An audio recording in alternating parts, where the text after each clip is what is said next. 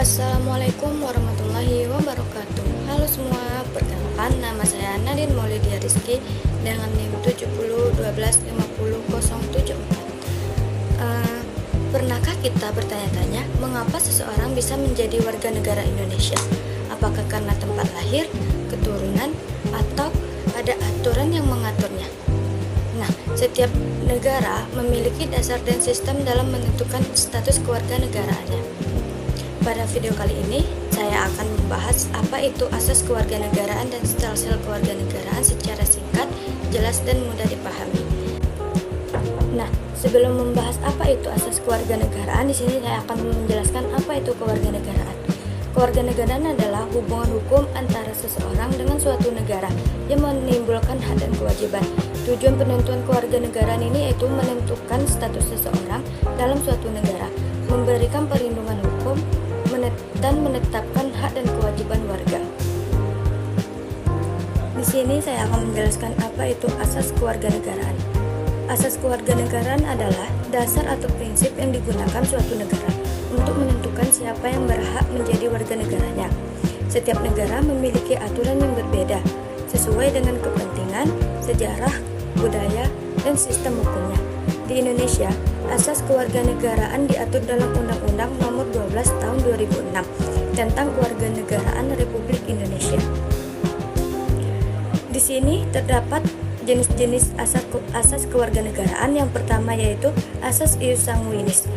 Asas ius sanguinis adalah asas yang menentukan kewarganegaraan seseorang berdasarkan keturunan atau hubungan darah, bukan berdasarkan tempat lahir. Artinya, anak akan mengikuti kewarganegaraan ayah atau ibunya sesuai dengan ketentuan negara tersebut.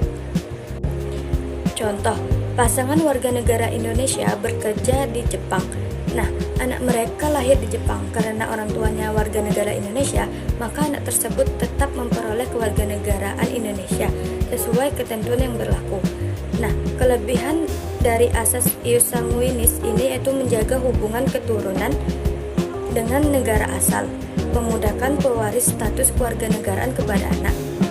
Terdapat kekurangan yaitu dapat menyebabkan seseorang tidak memiliki kewarganegaraan atau apatride jika negara orang tua tidak mengakui anak tersebut.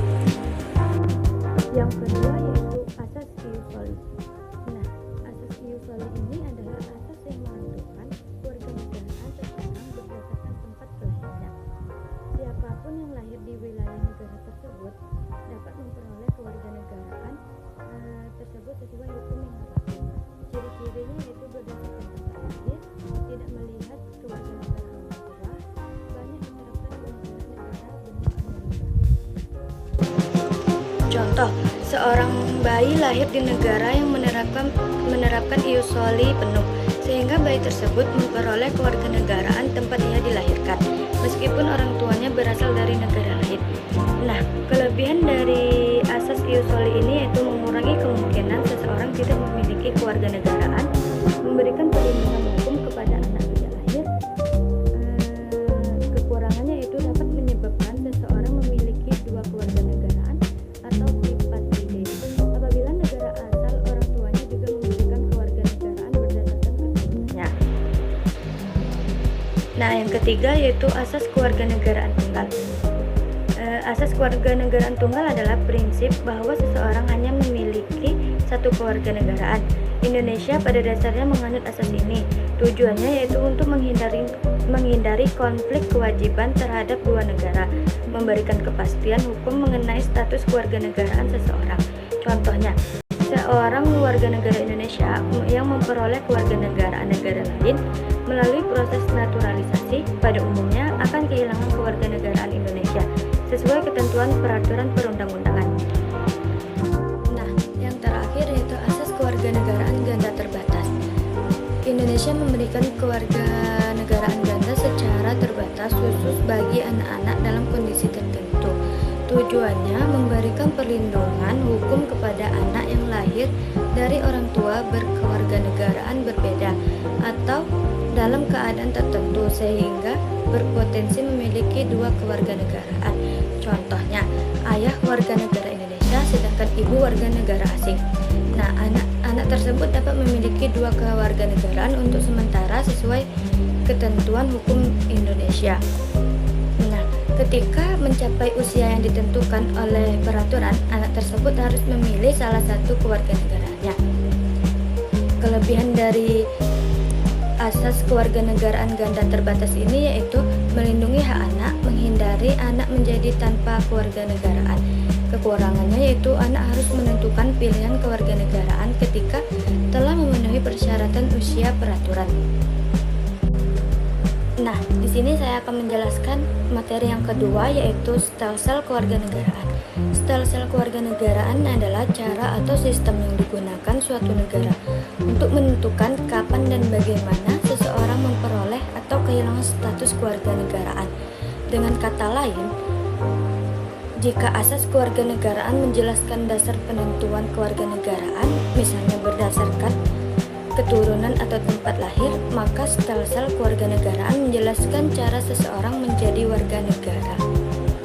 Di sini ada dua jenis stelsel kewarganegaraan. Yang pertama yaitu stelsel aktif. Stelsel aktif adalah sistem yang mengharuskan seseorang melakukan tindakan hukum secara aktif untuk memperoleh kewarganegaraan suatu negara.